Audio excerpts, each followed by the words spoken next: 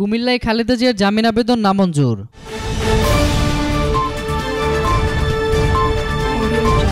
কুমিল্লার ১৪ গ্রামের জগমোহনপুরে নৌশকুচে পেট্রোল বোমা মেরে ৮ জন পুড়িয়ে হত্যা মামলায় বিএনপি চেয়ারপারসন বেগম খালেদা জিয়ার জামিন আবেদন নামঞ্জুর করেছেন আদালত। একই সঙ্গে এই মামলা চার্জ গঠনের তারিখ আগামী ২৫ ফেব্রুয়ারি ধার্য করা হয়েছে। আজ দুপুরে কুমিল্লা জেলা ও দায়রা জজ আদালতের বিচারক মোহাম্মদ আলী আকবর এই আদেশ দেন। এ সময় বিএনপি নেতা সাংবাদিক শওকত মাহমুদ সহ অন্যান্যরা উপস্থিত ছিলেন। বেগম খালেদা জিয়ার আইনজীবী অ্যাডভোকেট কায়েমুল হক রিঙ্কু বলেন, ৮ জন হত্যা মামলায় ৭ জানুয়ারি আদালতের রাষ্ট্রপক্ষের চার্জ গঠন করা এবং আসামিপক্ষের একটি জামিন শুনানির আবেদন ছিল।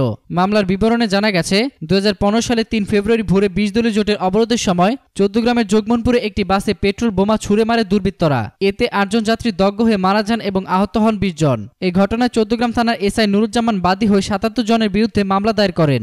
মামলায় খালেদা জিয়া সহ বিএনপির শীর্ষ স্থানীয় ৬ নেতাকে হুকুমের আসামি করা হয়। ৭৭ জন আসামির মধ্যে ৩ জন মারা যান, ৫ জনকে চার্জশিট দেওয়া থেকে বাদ দেওয়া হয়। খালেদা জিয়া সহ অপর ৬৯ জনের বিরুদ্ধে কুমিল্লা আদালতের তদন্তকারী কর্মকর্তা ডিবি পরিদর্শক ফিরোজ হোসেন চার্জশিট দাখিল করেন। এতক্ষণ ফ্রিকি নিউজের সঙ্গে থাকার জন্য আপনাদের সবাইকে ধন্যবাদ।